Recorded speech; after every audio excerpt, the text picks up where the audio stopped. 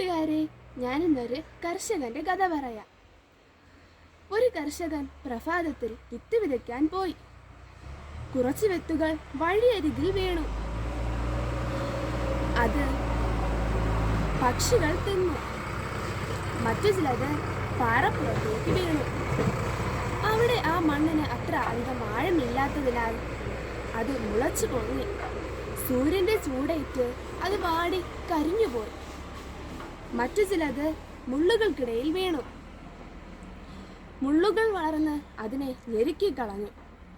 മറ്റു ചിലത് നല്ല നിലത്ത് വീണു. അത് വളർന്ന് 100, 60, 30 മേനിയും ഫലം കായ്ച്ചു. ഈ ഉപമയിലുള്ളതുപോലെ ദൈവവചനം ഗ്രഹിക്കാതെ അത് നശിപ്പിച്ച് വഴിയരികിൽ വീണ വിത്തുകളെ പോലെയും വചനത്തെ പ്രതി ക്ലേശങ്ങളും പീഡനങ്ങളും ആഴത്തിൽ വേരില്ലാത്തതിനാൽ വീണുപോകുന്ന പാറപ്പുറത്ത് വീണ വിത്തുകളെ പോലെയും ഭാരങ്ങളും പ്രയാസങ്ങളും വന്ന് ഞെരുക്കിക്കളയുന്ന മുള്ളുകൾക്കിടയിൽ വീണ വിത്തുകളെ പോലെയും ആവാതെ നല്ല നിലത്ത് വീണ വിത്തുകളെ പോലെ 100, 60, 30 മേനി ഫലം കായ്പാൻ നിങ്ങൾ ഓരോരുത്തർക്കും ദൈവം സഹായിക്കുമാറാകട്ടെ എന്ന് പറഞ്ഞുകൊണ്ട് എൻ്റെ ഈ കൊച്ചു കഥ നിർത്തുന്നു. നന്ദി.